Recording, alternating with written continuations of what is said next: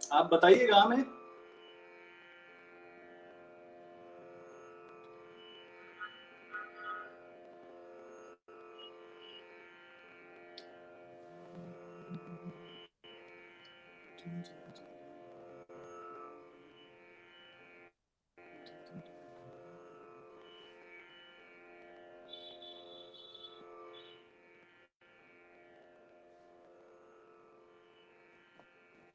Sir हमारा live start हो गया है, आप प्लीज स्टार्ट कर दीजिए।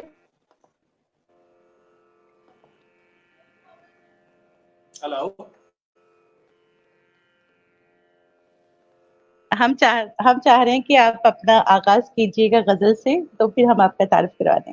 या मैं एक बार फिर अपने जो हमारे जो श्रोता जुड़ चुके हैं उनका सबका इस्तकबाल करती हूँ। और शख्सियत का ये अंक जो रूबरू थिएटर ग्रुप की तरफ से आप हमेशा देखते हैं, और इसमें हमारी कोशिश रहती है कि हम ऐसे कलाकारों से आपका तारुफ करवाएं जिनकी जो जर्नी है बहुत इंस्पिरेशनल रही है, और जिससे जो यंग जनरेशन है, यंग थिएटर से यंग कलाकार हैं, वो उनकी लाइफ जर्नी से इंस्पायर हो सके। तो आज जो हमारे साथ शख्सियत हैं डॉक्टर हरिओम, जो प्रोफेशनल कहा जाए तो वो आईएएस अधिकारी हैं, और लेकिन अपनी मेलोडियस आवाज के लिए उन्होंने लोगों का दिल जीत लिया है। तो स्वागत करती हूँ डॉक्टर हरिओम आपका हमारे इस कार्यक्रम शख्सियत में। और चाहूंगी कि कार्यक्रम का जो आगाज है वो आपकी मेलोडियस और खूबसूरत आवाज से हो। बहुत बहुत नमस्कार आपको, सभी रूबरू के दर्शकों को डॉक्टर हरिओम की तरफ से प्यार भरा आदाब, नमस्कार, गुड इवनिंग। मैं काजल जी का शुक्रिया अदा करना चाहता हूं कि एक इनिशिएटिव जो ले रखा है उन्होंने अपने पेज पे आर्टिस्ट को बुलाने का, तो उस सिलसिले में उन्होंने मुझे भी इनवाइट किया है, आपसे रूबरू कराया है, और मुझे अच्छा लग रहा है। देखिए आज की शाम जो है वो जितने भी लोग आप जुड़े हैं, देख रहे हैं, हालांकि मुझे इसमें अभी कुछ दिख नहीं रहा है कि कौन से लोग लाइव हैं, कौन मुझे देख रहे हैं, लेकिन आई होप कि we are live now. And मैं जैसा कि काजल जी का आग्रह है, तो मैं अपनी गज़लें खुद लिखता हूँ और कंपोज करता हूँ, गाता हूँ, वो आपको मैं सुनाना चाहता हूँ। ये ताज़ा गज़ल है, ये अभी रिलीज़ नहीं हुई है, और शायद मैंने सोचा कि पहली बार मैं इसको पब्लिक के सामने गा रहा हूँ।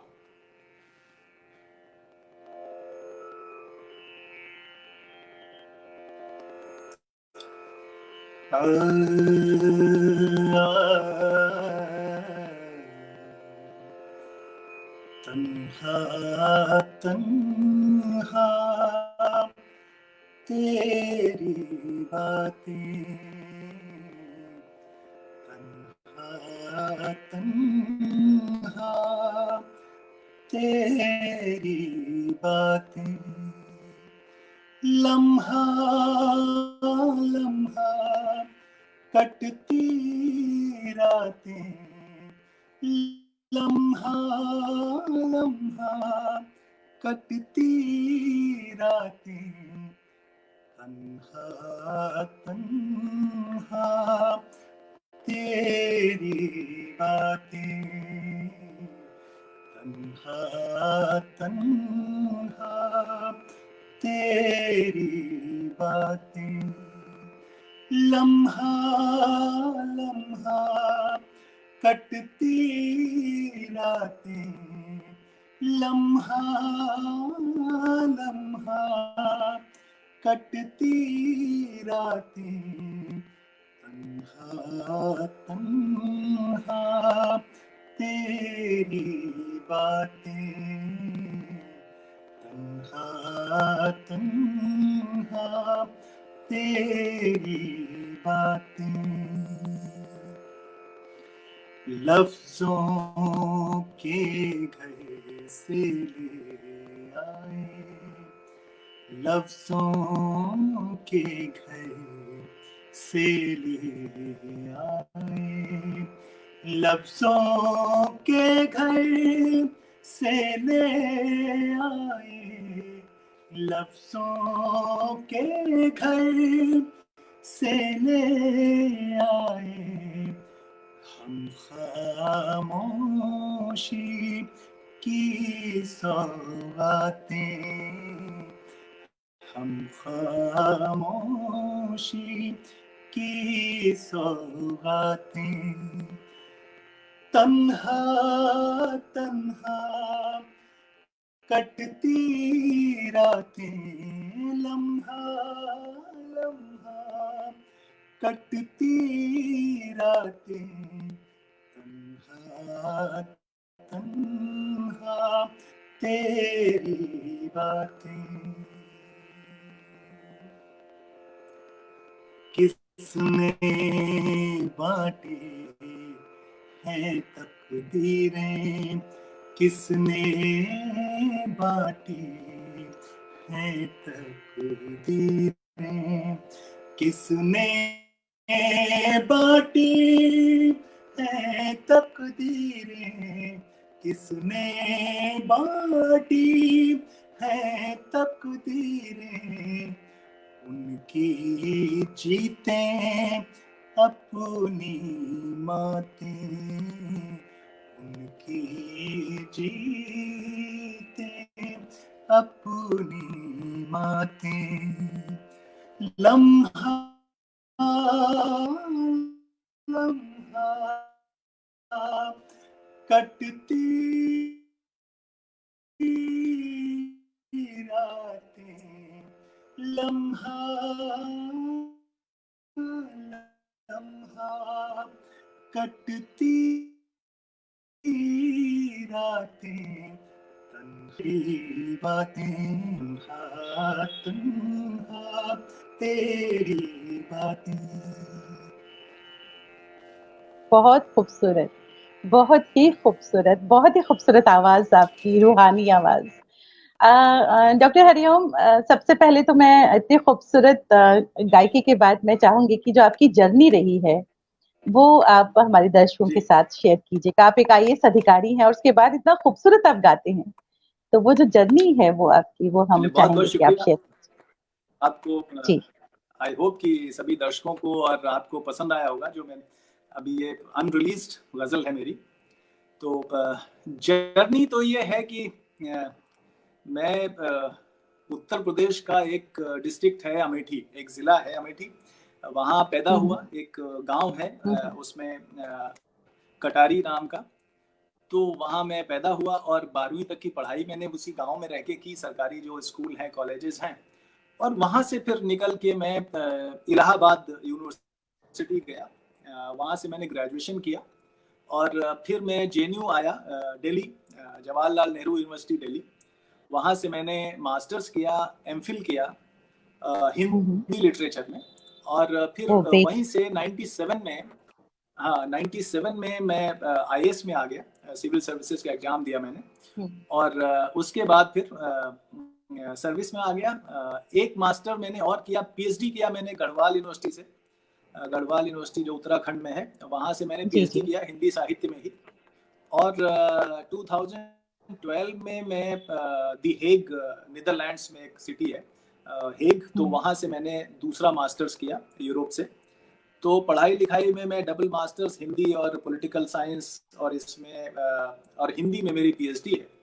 तो पढ़ाई लिखाई मेरी ये रही है, और सर्विस में मैं 97 में आ गया था, तब से मैं सर्विस में हूँ। जी, तो पहले तो मैं ये बताना चाहूँ, हमारे साथ बहुत सारे लोग जुड़ चुके हैं। बहुत बहुत शुक्रिया हमारे सभी दर्शकों का। अमरजीत जी एक रंगकर्मी हैं, अशोक भौमिक, सरला जी जो डॉक्टर हैं और थिएटर से जुड़ी हैं, आकाशवाणी से जुड़ी हैं, सुनीता अग्रवाल, राजीव जी, अनिल टिक्कू जो एक बहुत ही अच्छे अभिनेता हैं और संगीत नाटक अकेडमी उनको अभिनय के लिए मिला है, जम्मू कश्मीर से ताल्लुक रखते हैं। तो बहुत सारे लोग हमारे साथ जुड़ चुके हैं। तो मैं ये जानना चाहूंगी कि आप आपका आपने इतनी पढ़ाई की है और आपका गायकी का जो है रहा है, तो क्या कोई ट्रेनिंग की जरूरत होती है? जो आप जिस तरह की गायकी जो आप गा रहे हैं, तो आपको लगता है कि लाइट म्यूजिक गाने के लिए ट्रेनिंग की बहुत जरूरत होती है? क्या आपको ऐसा लगता है कि है वाकई जरूरत होती है? देखिए, ट्रेनिंग की जरूरत तो बहुत ज्यादा है। जी और मेरे लिए तो मुश्किल ये रहा है कि मैं चूंकि करियर पब्लिक सर्वेंट हूँ, तो मुझे टाइम जी और जी कम मिलता है। तो जी पहले तो बिल्कुल मैं गाता नहीं था, मैंने बहुत बाद में गाना शुरू किया पब्लिक में। हम्म तो हम्म शौकिया पहले मैं गाता था, अपने दोस्तों यारों के हम्म बीच में, घरों में, पार्टियों में, अपना जो ऑफिशियल जो गैदरिंग्स होती थी जी उसमें मैं गाता जी था। लेकिन जी ऐसे गाना पब्लिक में लाइव, अब तो लाइव कंसर्ट मैंने बहुत किए हैं, काफी हम्म लाइव में गाने लगा हूँ, पब्लिक के बीच में गाने लगा हूँ। तो हम्म एक अफसर होने के नाते कोई आपको कंसेशन मिलने वाला नहीं है। इट्स प्योरली एक जो डिफरेंट डिफरेंट फील्ड। तो अगर हम्म आप सिंगर हैं, if you are a good singer and performer, तभी आपको ऑडियंस सुनने वाली है, अदरवाइज आपको सुनने हम्म वाला नहीं है कोई। तो मुझे मुझे एक म्यूजिक मिला था, मैं कहूँगा कि hmm it's a god gift. जिसको भी ये टैलेंट मिल जाए तो वो ऊपर वाले की देन है। कोई रियाज करके तो संगीत नहीं आता है। आपके हम्म पास कम से कम सुर की पूंजी होनी चाहिए, हम्म सुर और ताल हम्म की समझ होनी चाहिए। हम्म तो उसके बाद मैंने आई स्टार्टेड अबिट, मतलब थोड़ा बहुत मैं गुनगुनाता था, गाता था, सुनता बहुत था, क्लासिकल म्यूजिक बहुत सुनता था मैं। मुझे बहुत हम्म शुरू से बहुत अच्छा लगता था। और जब मैं जी इवन जब मैं सर्विस में नहीं आया था तब भी मैं गजलें बहुत सुनता था, मेहंदी हसन खास तौर से। जी मेहंदी हसन साहब को, गुलाम अली को, अहमद हुसैन, मोहम्मद हम्म हुसैन, जगजीत सिंह, इन लोगों की गजलें मुझे बहुत पसंद आती थी। तो मैं स्टूडेंट लाइफ में से ही इसको सुनना शुरू किया था, खासतौर से जब मैं जेएनयू गया दिल्ली। तो हम्म वहां से कभी सोचा नहीं था कि मैं गाऊंगा भी। मुझे ये था कि नहीं, मुझे सुनना अच्छा लगता है, मेरे अंदर म्यूजिक है, मेरे दोस्त यार कहते हैं कि भाई आप अच्छा गुनगुनाते हैं, तो इतना ही था। लेकिन फिर क्या हुआ कि एक जिले में मैं पोस्टेड था, तो अहमद हुसैन, मोहम्मद हुसैन साहब को मैं बहुत अप्रिशिएट करता था, बहुत उनकी गायकी मुझे पसंद थी। तो मैंने उनको उस जिले में बुलाया, मैंने एक छोटा सा कैसेट रिकॉर्ड किया था। उसमें कैसेट सीडी नहीं होता था, कैसेट जी होता था। जी जी तो इट वाज 2006। तो हम्म 2006 में मैंने इनको बुलाया, और इन्होंने वो जो कैसेट मैंने रिकॉर्ड किया था उसमें मेहंदी हसन साहब की 4 गजलें थी और अहमद हुसैन, मोहम्मद हुसैन साहब की गाई हुई 4 गजलें थी। तो वो मैंने उसमें जी रिकॉर्ड किया था अपनी आवाज में। तो मैंने कहा इसको रिलीज करेंगे, मुझे शौक था म्यूजिक थोड़ा गुनगुनाने का। तो इन्होंने सुना तो इनको बहुत अच्छा लगा। तो इन्होंने मुझे कहा कि आप देखिए, ऑफिसर तो आप हैं, बड़े अफसर हैं, लेकिन मेरी सलाह आपको है कि आप अच्छे सिंगर भी हो सकते हैं। अगर आप रियाज करें तो आपके पास सुर है और आपकी आवाज अच्छी है, तो आप रियाज करिए। तो आप ये कह हम्म सकते हैं कि 2006-7 के बाद मुझे लगा कि मुझे रियाज करना चाहिए।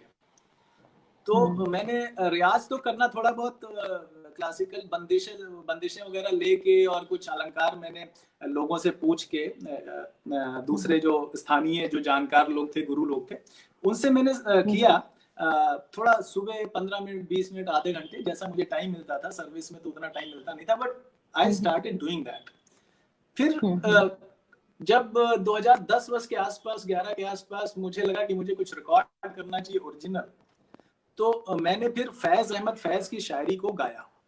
तो फैज क्या अहमद फैज, बात, चूंकि मैं क्या बात। लिटरेचर का जी स्टूडेंट, जी हाँ, तो फैज अहमद फैज जी साहब की शायरी का मैंने एक एल्बम रिकॉर्ड किया, इंतिसाब नाम से। तो वाह। इंतिसाब में उसकी कॉम्पोजिशंस मैं नहीं करता था उसमें, तो कॉम्पोजिशन सारी अहमद हुसैन, मोहम्मद हुसैन साहब की थी। और एक दो गजलें ऐसी थी जिनकी कॉम्पोजिशन दूसरे गुरुओं की थी। लेकिन वो मैंने एक एल्बम रिकॉर्ड किया। तो मेरा जो पहला एल्बम है ओरिजिनल, वो इंतिसाब है, जो फैज साहब की गजलों का है। क्या उसको बात, रिलीज क्या करने बात। के लिए ही, उसको भी रिलीज किया अहमद हुसैन, मोहम्मद हुसैन साहब ने। तो उनका आशीर्वाद जो अरे एक तरह वाह। से मैं कह सकता हूँ कि हमेशा बना रहा मेरे ऊपर। और फिर मैंने रियाज करना शुरू किया। इन 2015 I started singing in public. तो 5 साल मुझे पब्लिक में गाते हुए हो गया, ये कह सकते हैं। अरे वाह! तो आपने ज़ाहिर-सी बात है आपने काफ़ी जगह परफ़ॉर्म किया जैसे कि आपने कहा। तो आपको परफ़ॉर्म जी। करने में जो एक एक बहुत पीस जो होता है, एक खुशी होती है, वो सबसे ज़्यादा आपको कहाँ हुई? कहाँ पे परफ़ॉर्म करके हुई? वो देखिए मेरे लिए सबसे बड़ी खुशी तो ये थी कि मैंने जो पहला पब्लिक परफ़ॉर्मेंस दिया, हुँ, वो हुँ। मैंने जेएनयू में ही दिया, है ना? एक क्या तरह बात! से मैंने आई स्टार्टेड हाँ, तो आई जहाँ वाज़ से वेरी स्टडीज़ हैप्पी की है वहीं पे कि ये मेरी परफ़ॉर्मेंस दिया।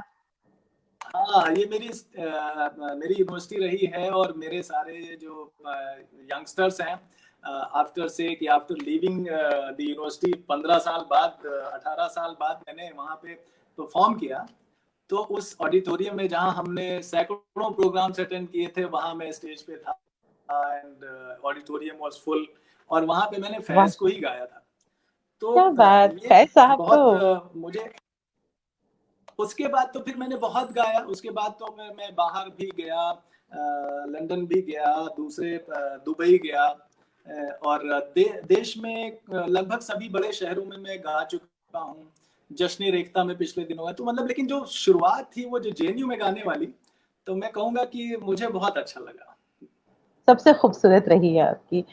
मीनवाइल मैं बता दूँ वो हमारे साथ बहुत सारे वो लोग जुड़ शुरुआत ही चुके थी हैं। मैं थोड़ा नर्वस भी था हमारे साथ बहुत सारे मैं लोग जुड़ नर्वस भी चुके था उस हैं। समय श्रद्धा पहला मेरा प्रोग्राम था डरा हुआ था तो आस्था है हमारे साथ जो कथक की जानी-मानी डांसर है, प्रणव शेखर हैं, रूपक हैं, ईशांक हैं, प्रियंका गौर हैं, मालविका जोशी जी हमारे साथ हैं, माधवी सिंह जी भी हमारे साथ हैं। तो मैं चाहूँगी कि जो आपका पहला एल्बम है, उसकी कोई गज़ल आप हमें ज़रूर सुनाइएगा फैज़ साहब की। जी, मैं सुनाता हूँ जी, जी।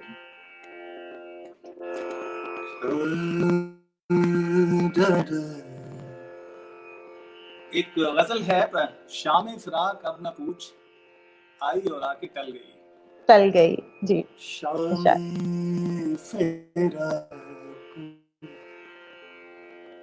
अब न पूछ आई और आके टल गई शाम फिराक अब न पूछ आई और आके टल गई दिल था कि फिर बहल गया जाती के फिर संभल गई शामें फिरा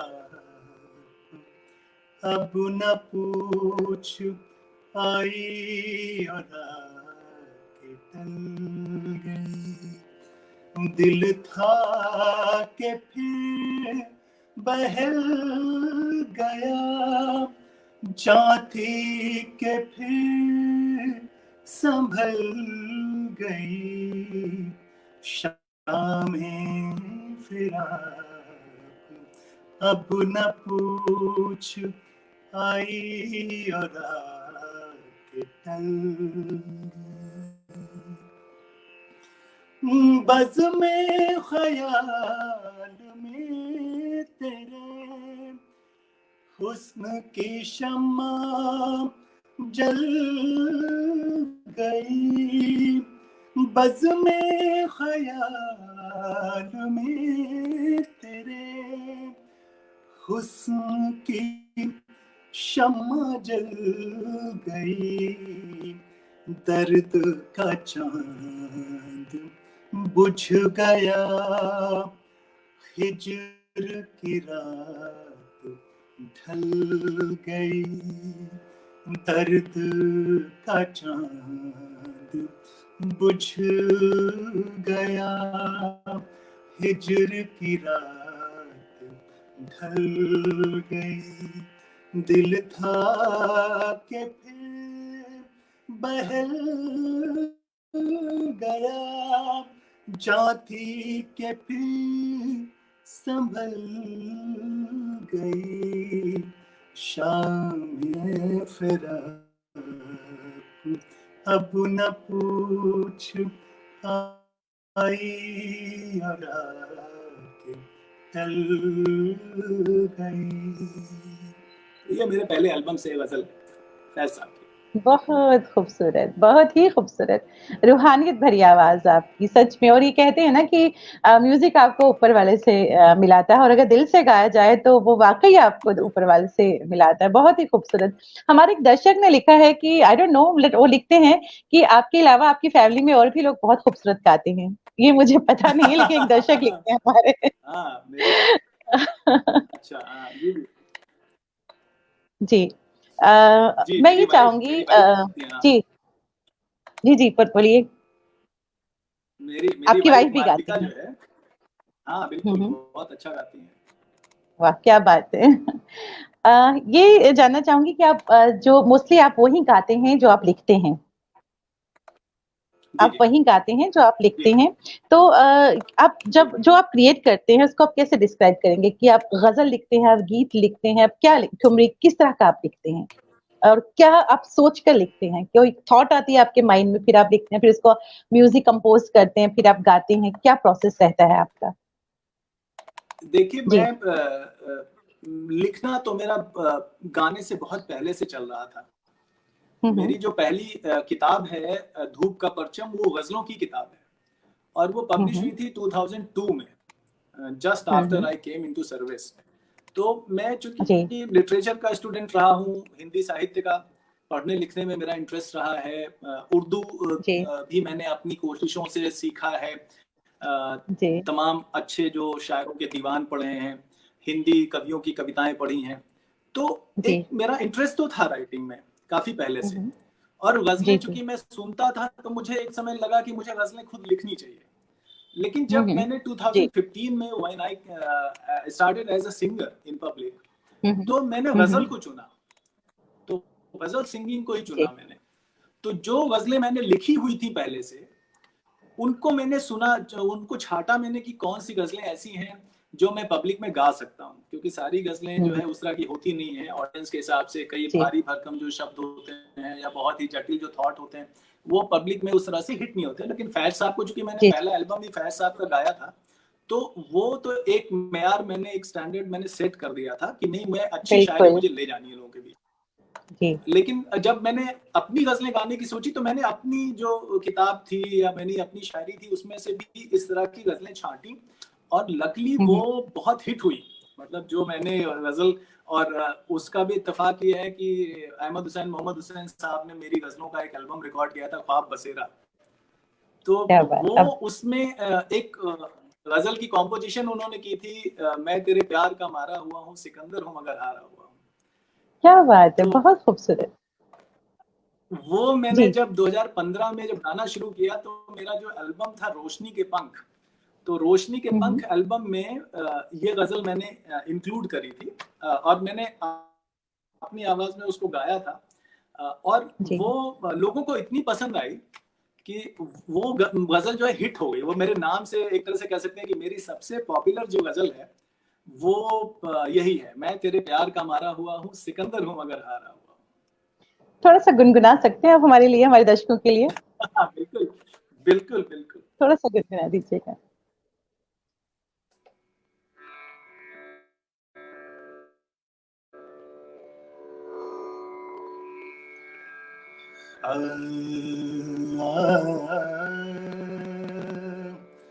दरा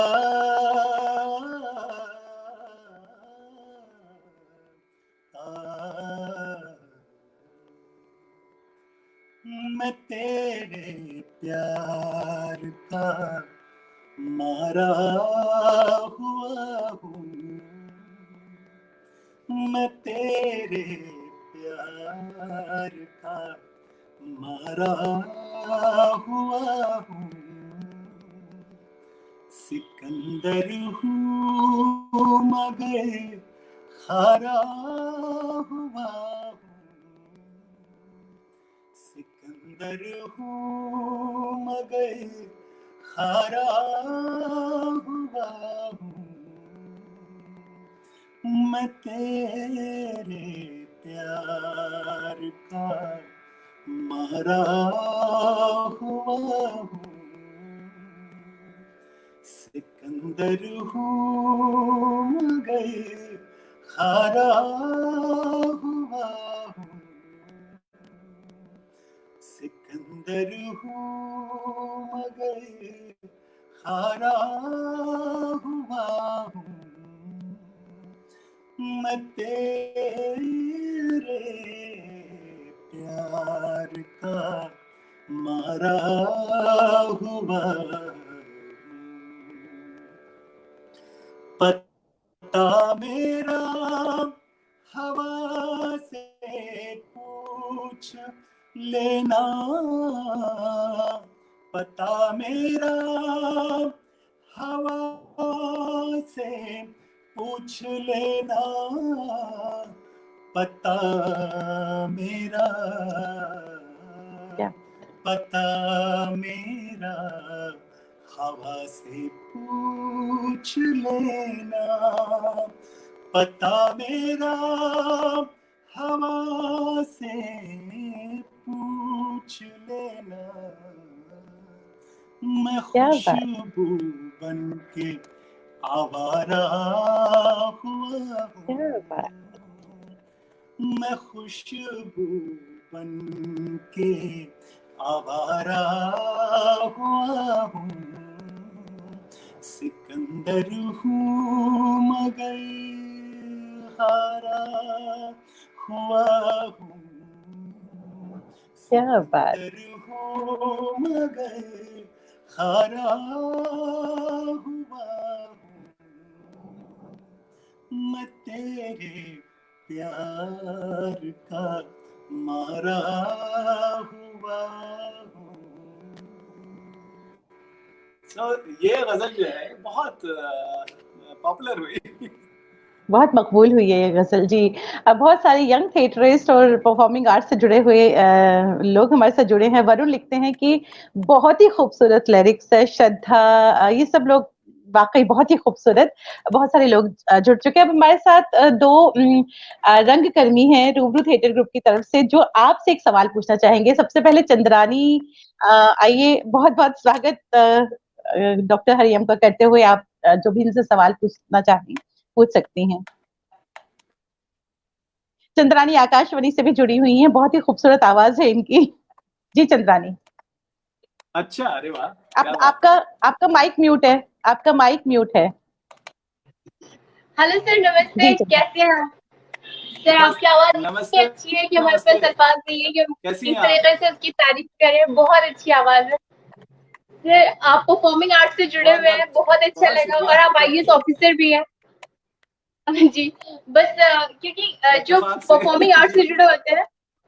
सर आप हमें सुन पा रहे हैं? हाँ बिल्कुल सुन रहे हैं, बिल्कुल सुन रहे हैं।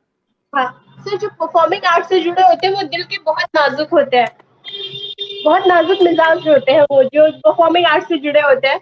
लेकिन आप आईएएस होने के नाते आपको कुछ सख्त फैसले भी लेने पड़ते होंगे, तो कैसे आप इसको बिल्कुल, मैनेज करते बिल्कुल। हैं? एक नाजुक दिल जिसकी आवाज इतनी प्यारी है और वो परफॉर्मिंग आर्ट में है, और आईएएस होने के नाते आपको कुछ सख्त फैसले भी लेने पड़ते होंगे, तो कैसे करते हैं आप? सवाल आपका बहुत अच्छा है। मैं सिर्फ ये कहना चाहता हूँ कि जो आर्टिस्ट होता है वो दिल का बहुत सच्चा होता है ना। मेरा जो तजुर्बा है वो दिल का बहुत सच्चा होता है। और सबसे बड़ी चीज जी ये है कि वो सही और गलत में कंफ्यूज नहीं रहता है ना। उसको पता है कि अच्छा क्या सही है क्या गलत है। और इमोशन से नाजुक होने का मतलब एक्शंस में नाजुक होना नहीं है। You are soft at heart, है ना। आप ह्यूमन वैल्यूज के पास हैं। आप जिंदगी को खूबसूरत बनाना चाहते हैं, दुनिया को अच्छा बनाना चाहते हैं, एस्थेटिक्स की समझ है आपको। इसका मतलब ये नहीं है कि आप जो है वो गलत जगहों पे बहुत फ्लेक्सिबल हैं या बहुत जो है प्लायबल हैं, बहुत कॉम्प्रोमाइजिंग हैं। तो I have been very tough at several times, जहां पे मुझे लगा कि नहीं ये गलत है या एज पर लॉ नहीं है। तो हम लोग को as magistrate I have been posted as collector in several districts, बड़े बड़े जगहों पे। तो कई बार ऐसी लॉ एंड ऑर्डर की सिचुएशंस आती हैं जहां पे आपको टफ एक्ट करना पड़ता है। जी तो जैसा कानून है उस हिसाब से एक्शन लेना चाहिए। और जो आर्टिस्ट होता है वो कोमल हृदय जरूर है, लेकिन कोमल वो निर्णय लेने में, डिसीजन मेकिंग में कोमल नहीं होता है।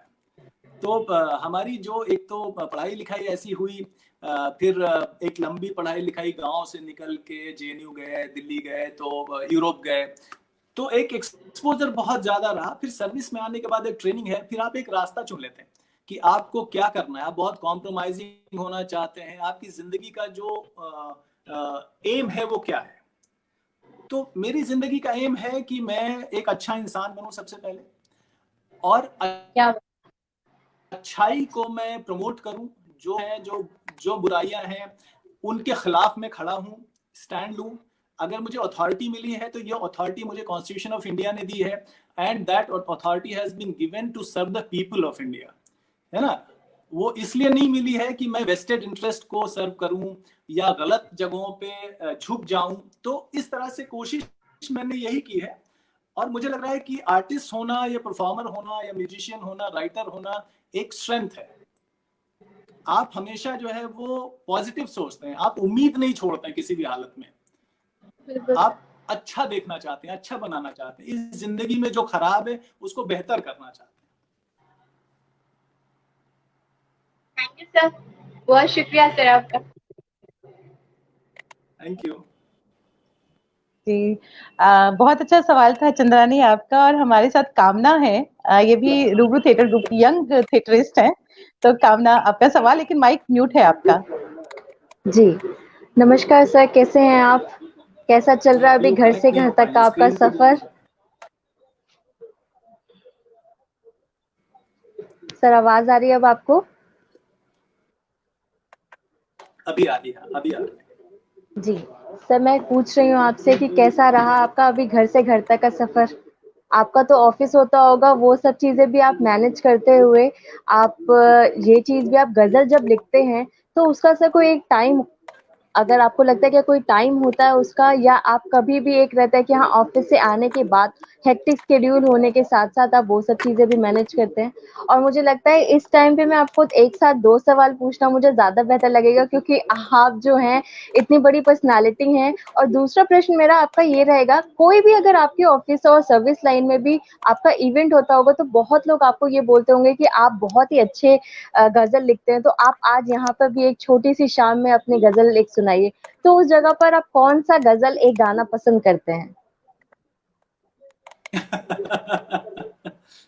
Okay okay.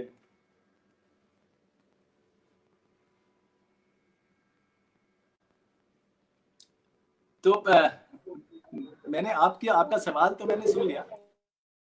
कनेक्टिविटी बराबर है? आप मुझे सुन पा रही हैं? जी बिल्कुल बिल्कुल बिल्कुल। हाँ, तो एक तो ये है कि जो ह्यूमन बीइंग है, जो इंसान है, वो पार्ट्स में नहीं बटा होता है ना, वो खांचों में नहीं बटा होता है।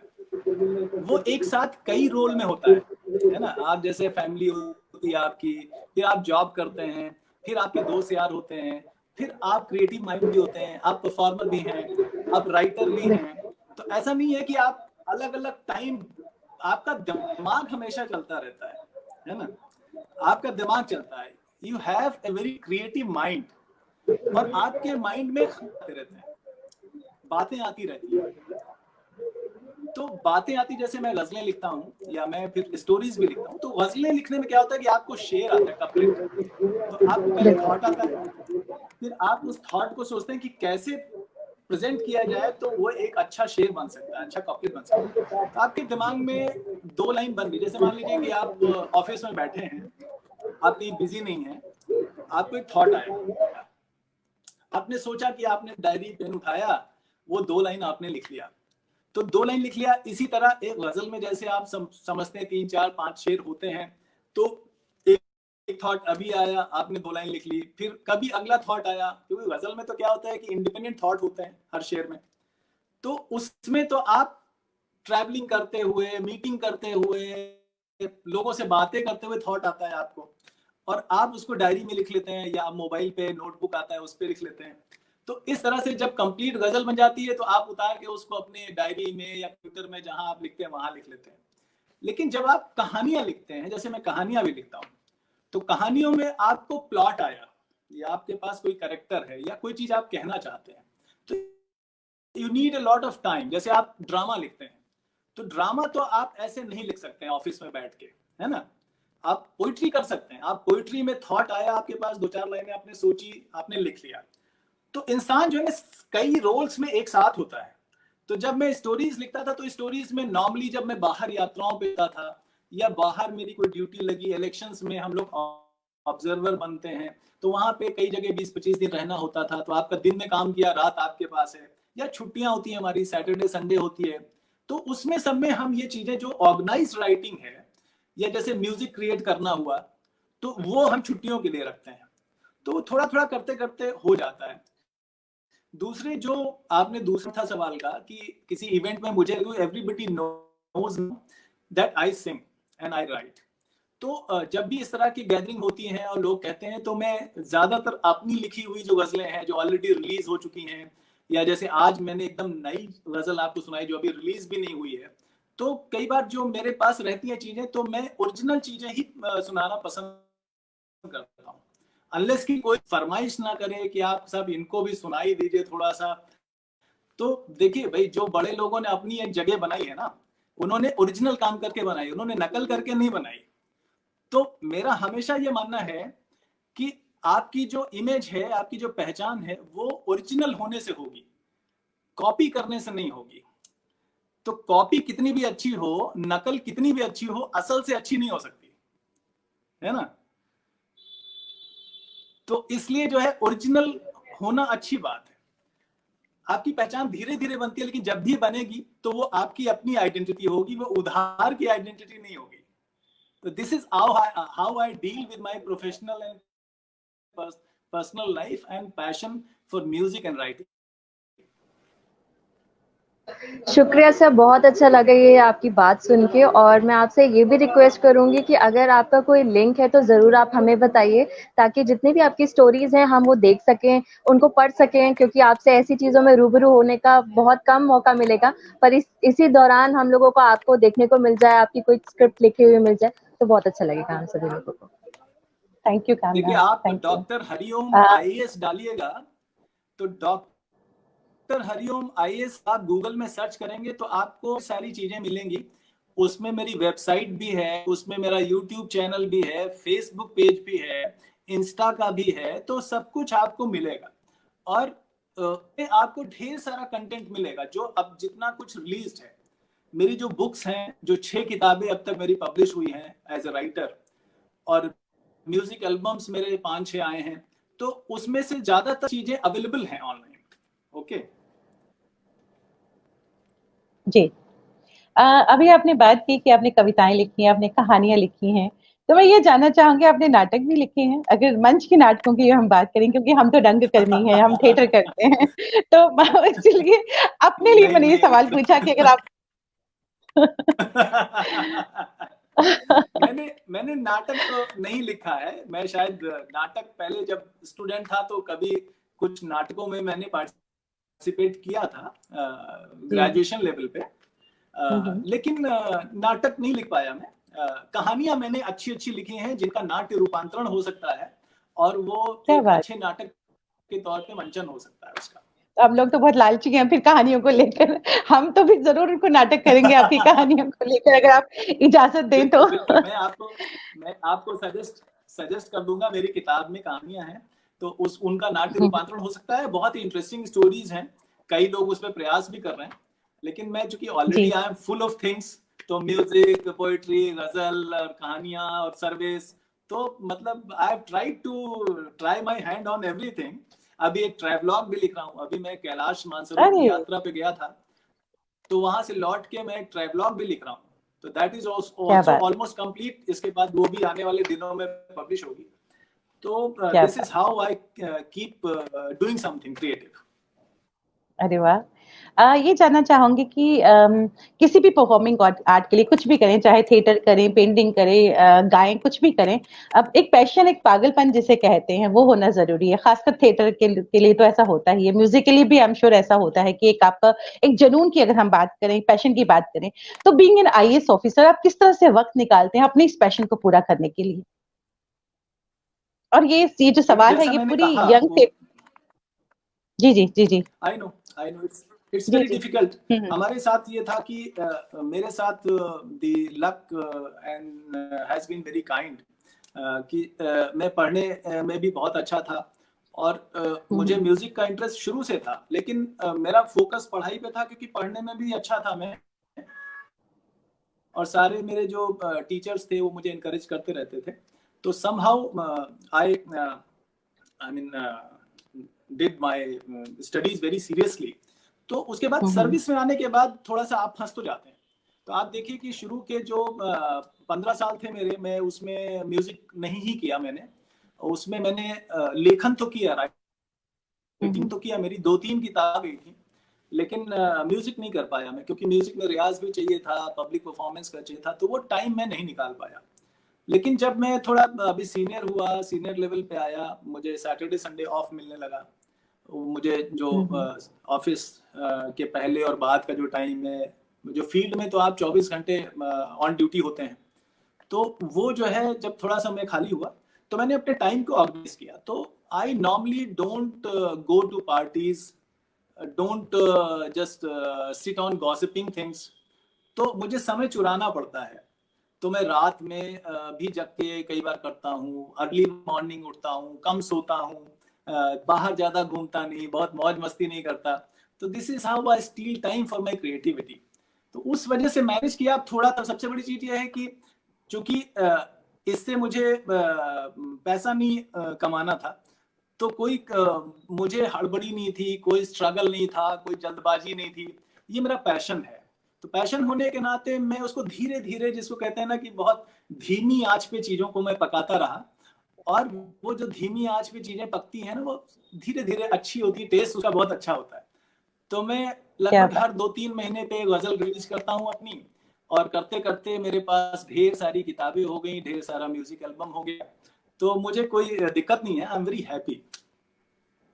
क्या बात, बहुत ही खूबसूरत और बहुत ही इंस्पायरिंग बात कही आपने, खास तौर पर उन लोगों के लिए जो यंग थिएटर्स या यंग लोग जो परफॉर्मिंग आर्ट से जुड़े हैं। ये बहुत बड़ी बात है कि अपने पैशन को करने के लिए आपको दिन रात कुछ नहीं देखना है, बस करे चलो करते चलो, and you will get the success also. तो ये भी इसमें ये मैं आपसे जानना कहना चाहता चाहूंगी। हूँ कि कोई जी इसमें कोई कॉन्ट्रडिक्शन नहीं है। जैसे ना आप कहते थे, तमाम पेरेंट्स जो है वो अपने बच्चों को, जब मैं फील्ड में कलेक्टर हुआ करता था, डिस्ट्रिक्ट मजिस्ट्रेट हुआ करता था, तो ढेर सारे यंगस्टर्स थे, उनको उनके पेरेंट्स कहते थे कि भाई देखो इनको, ये कलेक्टर साहब को म्यूजिक का भी अच्छा सेंस है, ही rights also very well, and he does his work also very passionately and interact with the people with A modest मतलब कंडक्ट। तो उसमें हम्म लोगों को ये लगता था कि पढ़ाई में, म्यूजिक में या लेखन में, इसमें सब में कोई कॉन्ट्रडिक्शन नहीं है। ये सारी चीजें जो है वो सोसाइटी की भलाई के लिए है ना। तो अगर आप एक आप अच्छे इंसान हैं तो आप हर जगह अच्छे होते हैं, आप बुरे हैं तो आप हर जगह बुरे होते हैं। तो ऐसा नहीं है कि बिल्कुल आप अच्छे आर्टिस्ट हैं लेकिन बुरे इंसान हैं, ऐसा नहीं हो सकता, है ना। जी आप अच्छे बिल्कुल इंसान हैं तभी आपका इंटरेस्ट फाइन आर्ट्स में होगा। मुझे एक बिल्कुल शायद आप ढूंढें कि कोई भी आर्टिस्ट जो सच्चा आर्टिस्ट है और कोई भी स्पोर्ट्स पर्सन, ये कभी बुरे नहीं मिले हैं मुझे आज तक। शायद ये क्राइम में भी नहीं सही है ना। मुझे कोई उदाहरण दिखता बिल्कुल नहीं है। हाँ, वो क्योंकि बिल्कुल, मैं अच्छे भी इस इंसान बात है को वो सब। मानती हूँ। बिल्कुल, मैं यहीं पे आ रही थी कि मैं इस बात से बिल्कुल इत्तेफाक रखती हूँ कि जो एक अच्छा कलाकार होता है वो एक अच्छा और सच्चा इंसान जरूर होता है। अगर आप एक अच्छे और सच्चे इंसान हैं तो आप एक बहुत अच्छे कलाकार हो, ये बात बिल्कुल सही है। एक हमारे एक दर्शक ने बहुत ही अच्छा कमेंट लिखा है आपके लिए जो आपने वक्त को चुराने की बात कही थी। वो लिख रहे हैं, माखन चोर तो बहुत सुना था, समय चोर पहली बार सुना है। आपने लिखा था ना कि आपने बोला अभी कि आप वक्त को चुराते हैं। बहुत खूबसूरत। दिलीप कौशल हाँ, जी हैं, मैं वक्त ये चुराता लिखते हूँ। हैं। वक्त को चुराते हैं, बिल्कुल। बिल्कुल सही लिखा आपने। तो ये जानना चाहूंगी कि आपके लिए म्यूजिक क्या है, एक लाइन में? What is music to you? अब मेरे लिए तो म्यूजिक मेरी जिंदगी है, मैं कह सकता हूँ। और आपके फेवरेट सिंगर, आपके फेवरेट म्यूजिशियन की अगर हम बात करें और सिंगर की बात करें तो कौन है? अगर मैं गजलों की बात करूं तो मेरे फेवरेट गजल सिंगर हैं मेहंदी हसन साहब। क्या बात, और गजलों के बादशाह।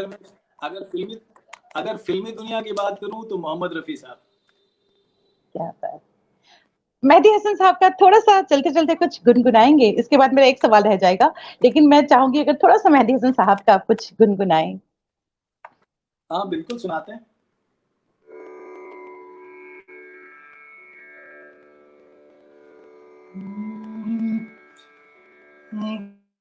जिंदगी में तो सभी प्यार किया करते हैं, जिंदगी में तो सभी प्यार किया करते हैं।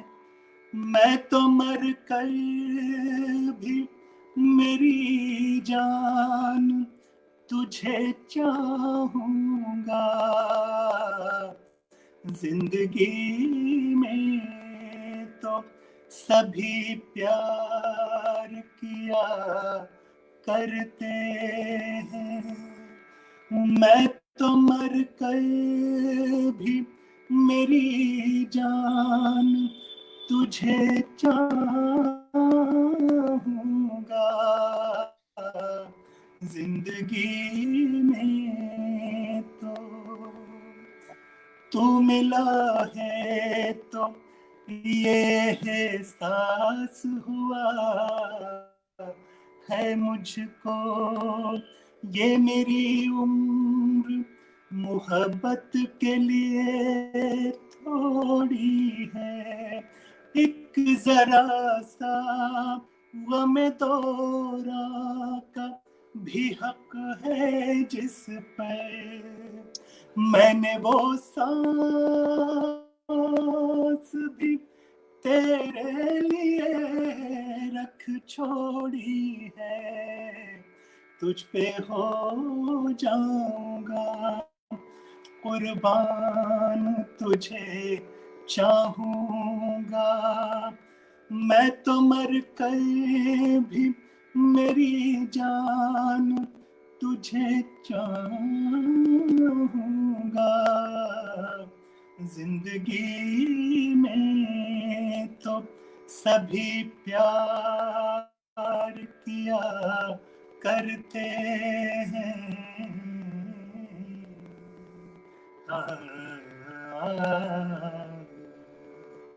क्या बात, क्या बात, बहुत खूबसूरत, वन ऑफ माय फेवरेट गजल, बहुत ही खूबसूरत गजल है ये मेहंदी हसन साहब की। तो मैं ये चाहूंगी आपसे, एक सवाल है मेरा और उसके बाद एक लास्ट सवाल कि आपकी जिंदगी से जुड़ा कोई इंटरेस्टिंग वाकया जो आपको लगे कि बहुत इंस्पिरेशनल रहा है, तो अगर आप हमारे दर्शकों के साथ उसे साझा करना चाहें तो। देखिए, इंस्पिरेशनल तो ये है कि दर्शकों में देखिए बहुत जैसे पढ़ने लिखने वाले बच्चों के लिए तो ये इंस्पिरेशन हो सकती है कि गांव से निकल के जिसको कोई नहीं समझता था कि ये बच्चा जो है वो आगे जाएगा और इतना पढ़ाई लिखाई भी करेगा, जहाँ पे मैं कहता हूँ कि 10वीं 11वीं क्लास तक तो मेरे गांव में लाइट भी नहीं थी, तो लेकिन कभी मुझे ये नहीं लगा कि मैं आगे नहीं जा पाऊंगा यहाँ से। हमेशा ये लगता था, लोग कहते थे कि नहीं अब ठीक है, आप आसपास के कॉलेजेस में पढ़ लो, यूनिवर्सिटी में पढ़ लो, आपको इतनी दूर जाने की क्या जरूरत है। फिर दूसरे मैं हिंदी सब्जेक्ट पढ़ रहा था, लोगों को लगता है कि यार ये साइंस नहीं पढ़ रहे हैं तो हिंदी वाले बच्चे तो ऐसे ही फिसड्डी होते हैं। तीसरी बात ये थी कि मैं हिंदी स्पीकिंग था, मैं कॉन्वेंटेरियन नहीं था, तो मैं गिटपिट अंग्रेजी नहीं बोलता था। लोगों को ये लगता था कि जो अंग्रेजी नहीं बोलते हैं वो तेज स्टूडेंट नहीं होते हैं, स्मार्ट नहीं होते हैं। तो ये सारी चीजें किनारे रख के मैंने ये देखा कि मेरी स्ट्रेंथ क्या है। तो जो आपकी वीकनेस है वही आपकी स्ट्रेंथ है। दरअसल जो गांव से निकले होते हैं वो तो शहर जा सकते हैं, शहर की जिंदगी देख सकते हैं, लेकिन जो शहर के हैं वो गांव जाके नहीं सीख सकते।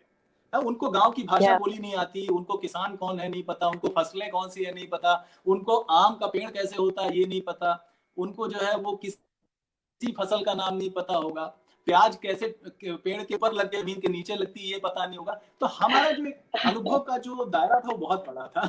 तो मैं ये कहूंगा कि जो पढ़ाई लिखाई में इंटरेस्ट रखते हैं वो देखें कि उनकी स्ट्रेंथ क्या है। जिसको लोग कहते हैं वीकनेस है वही आपकी स्ट्रेंथ है।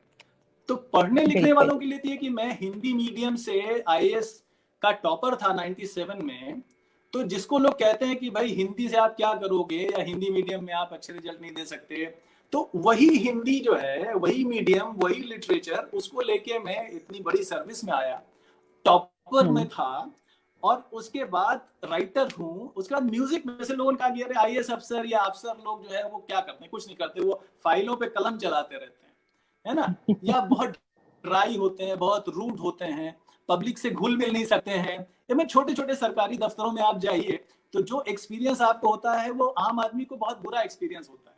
अगर वो अपने काम के लिए आए तो आप, काम तो दूर की बात है, आप उससे अच्छे से बात भी नहीं करते। तो लेकिन because of this writing and because of this music I was very close to their heart. तो अगर मैं तो कहूंगा कि अगर आपके अंदर कोई भी पैशन है, कुछ भी आप ऐसा करना चाहते हैं जो ऑफ बीट है, तो उसको जरूर टाइम दीजिए। वो हो सकता है कि आपकी पूरी जिंदगी बदल दे, आपका व्यवहार बदल दे, आपको एक अच्छा इंसान बना दे। क्योंकि उसमें बहुत आपको तप करना पड़ता है, बहुत रियाज करना पड़ता है, बहुत अपना टाइम दूसरों से खींच के, एक जिसको कहते हैं जब तक आप कामयाब नहीं होते ना, उसके पीछे आपने कितनी तपस्या की है किसी को पता नहीं चलता। तो वो एक हम्बलिंग प्रोसेस भी है। तो ये जो आर्ट फॉर्म है ये आपको हम्बल भी बनाता है। Very true, very true. और साधना बहुत जरूरी है, आपका पैशन बहुत जरूरी है। बहुत बहुत बहुत शुक्रिया आपका। बस एक सवाल कि कामयाबी आपकी, आप किसको कहेंगे कामयाब होने के लिए सबसे जरूरी चीज, एक वर्ड में आप क्या कहेंगे, क्या किसको मानते हैं कामयाबी को हासिल करने के लिए सबसे जरूरी चीज? कामयाबी को हासिल करने के लिए जो सबसे बड़ी चीज है वो है बड़ा ड्रीम, बिग ड्रीम, बड़ा सपना। आप जो है वो कामयाबी किसको कहते हैं? क्या आप कोई नौकरी पाने को कामयाबी कहते हैं? नहीं। आप ये कहिए कि मुझे ऐसी जगह पहुंचा दे, मैं ज्यादा से ज्यादा लोगों के काम आऊं, ज्यादा से ज्यादा लोगों की मैं भलाई कर सकूं, ऐसी जगह पे मुझे तकदीर पहुंचा दे, तो वो कामयाबी है। अगर आप सिर्फ अपने लिए सोचते हैं तो आप बहुत छोटी कामयाबी मिलेगी। लेकिन अगर आप समाज के लिए सोचते हैं, लोगों के लिए सोचते हैं, देश के लिए सोचते हैं, तो I'll get a big platform, bigger platform. तो मैं सिर्फ इतना कह सकता हूँ। तो बहुत बहुत शुक्रिया, it was so inspiring, it was so inspiring. बहुत बहुत शुक्रिया डॉक्टर हरिओम, बहुत बहुत शुक्रिया हमारे इस रूबरू के मंच पे आने के लिए। बहुत बहुत शुक्रिया। Thank you, thank you so much, thank you so much, thank you.